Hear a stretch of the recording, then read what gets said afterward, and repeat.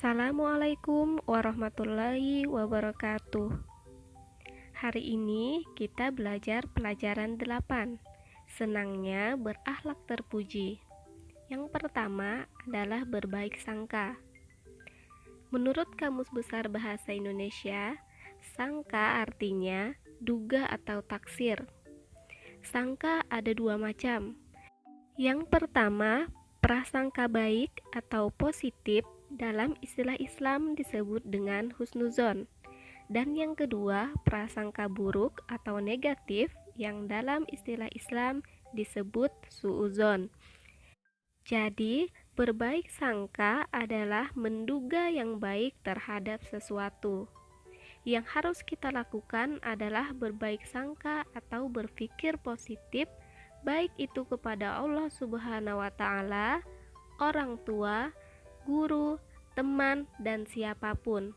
Sedangkan berpikir negatif atau negative thinking itu tidak boleh kita lakukan.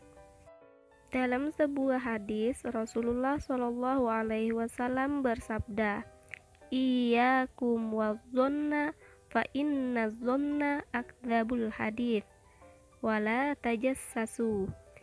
Artinya, hati-hati kalian dari prasangka buruk, karena zon atau prasangka buruk itu adalah sedusta-dusta ucapan, dan janganlah kalian memata-matai. Hadis riwayat Bukhari dan Muslim. Nah, anak-anak, dengan demikian hendaknya pikiran kita tidak dipenuhi oleh pikiran-pikiran negatif yang buruk oleh suatu hal atau kejadian. Sebaliknya, kita harus ganti dengan berbaik sangka, berpikir positif, jernih, dan mendoakan kebaikan untuk kebaikan diri sendiri dan orang lain. Contoh-contoh dari perilaku berbaik sangka antara lain: tanpa curiga meminjamkan uang kepada teman. Yang kedua, menerima peraturan orang tua. Misalnya, aturan bangun di pagi hari.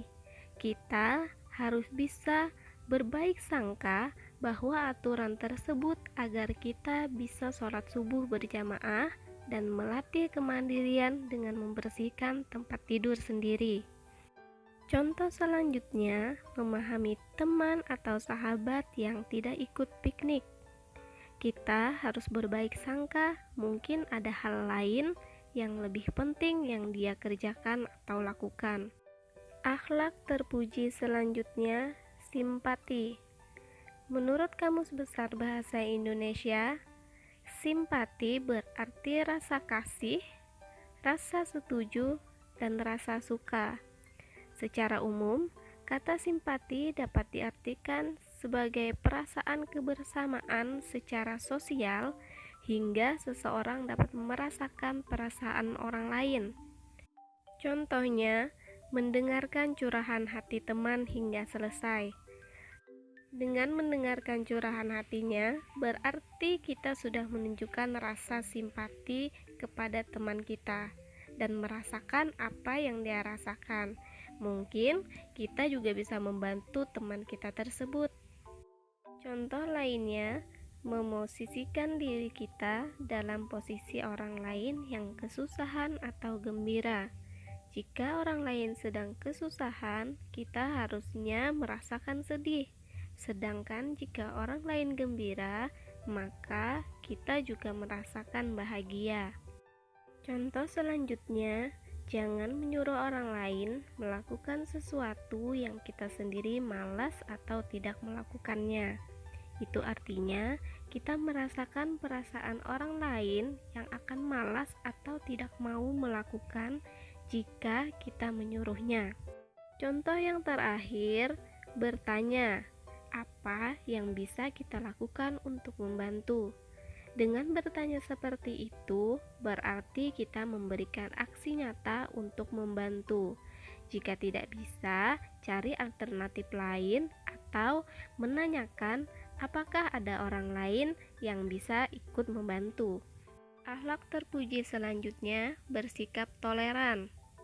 Menurut Kamus Besar Bahasa Indonesia, Kata toleran adalah kata sifat yang menunjukkan sikap tenggang rasa atau menghargai, membiarkan, bahkan membolehkan pendirian, baik pendapat, pandangan, kepercayaan, kebiasaan, kelakuan, dan sebagainya yang berbeda dengan pendirian sendiri.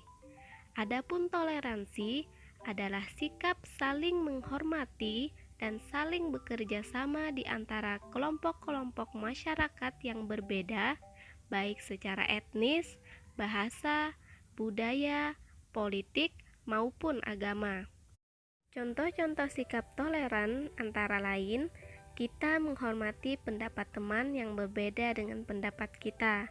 Contohnya, dalam sebuah diskusi, ada teman kita yang berbeda pendapatnya dengan kita.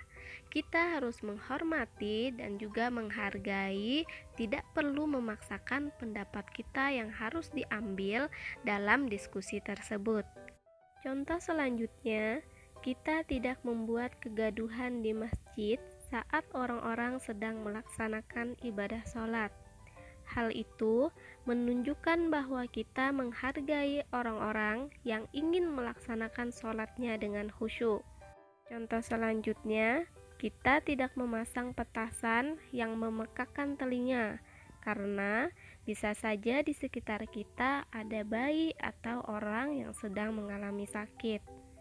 Selain itu, kita juga tidak boleh membuat keributan di dalam kelas saat guru sedang menjelaskan. Demikian pembelajaran hari ini, kita akan bersambung pada bagian 2, yaitu tentang hidup rukun dan juga hormat dan patuh kepada orang tua, guru, dan anggota keluarga. Semoga bermanfaat. Wassalamualaikum warahmatullahi wabarakatuh.